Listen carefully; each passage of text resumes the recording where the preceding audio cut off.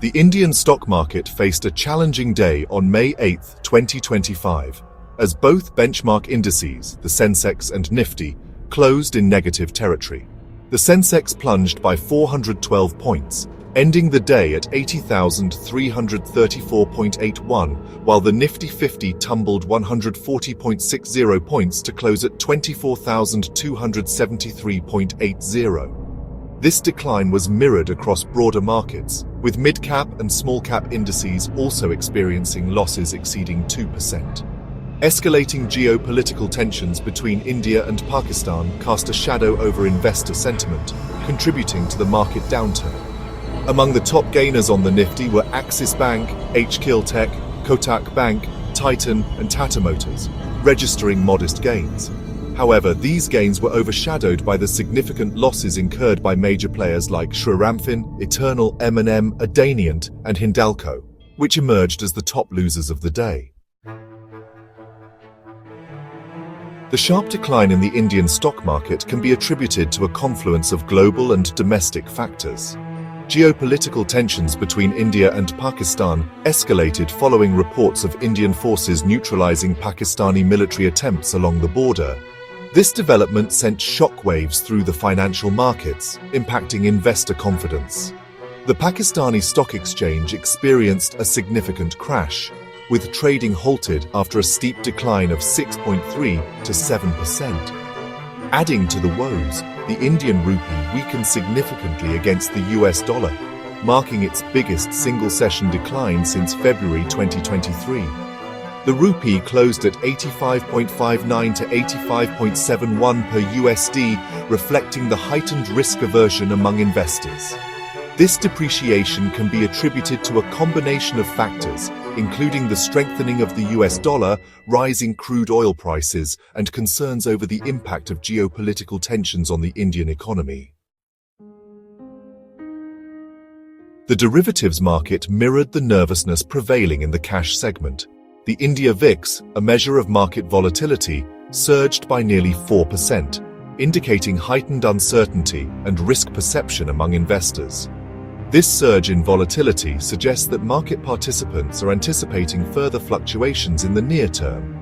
The F&O ban list, which includes stocks that have exceeded their market-wide position limits, saw the addition of Central Depository Services, Manappuram Finance, and RBL Bank.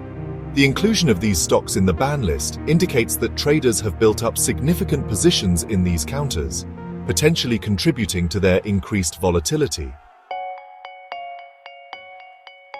Section 4. Corporate earnings paint a mixed picture.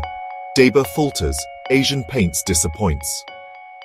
Corporate earnings reports released during the day presented a mixed bag, with some companies exceeding expectations, while others fell short. Dabur India reported a 1% year-on-year increase in revenue for the fourth quarter, reaching Rs 830 crore.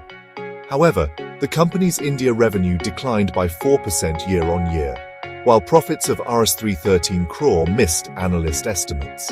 This performance, coupled with shrinking margins, led to a decline in Dabur's stock price, which has fallen by 8% since the beginning of the year.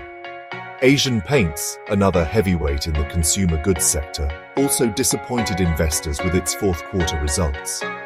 The company's revenue declined by 4% year-on-year to Rs 359 crore, while profits plummeted by 45% year-on-year to Rs 701 crore.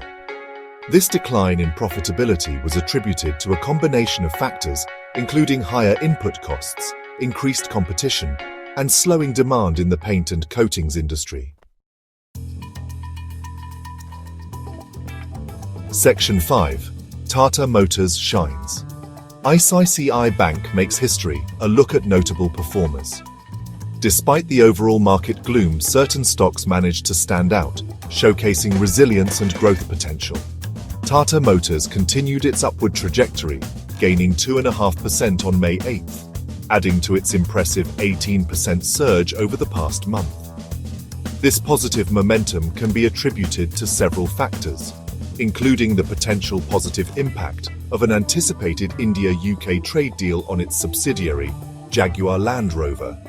ICICI Bank made headlines by surpassing TCS to become India's fourth most profitable company in FY25. The bank reported a net profit of Rs 51,029 crore, exceeding TCS's Rs 48,553 crore. This remarkable achievement can be attributed to ICICI Bank's robust net interest margins, which stood at 4.41%, significantly higher than HDFC Bank's 3.65%. As geopolitical events unfold, investors are advised to stay informed and consult financial advisors before making investment decisions. Thank you for tuning in to today's market wrap. Stay connected for more updates and insights. Until next time, happy investing.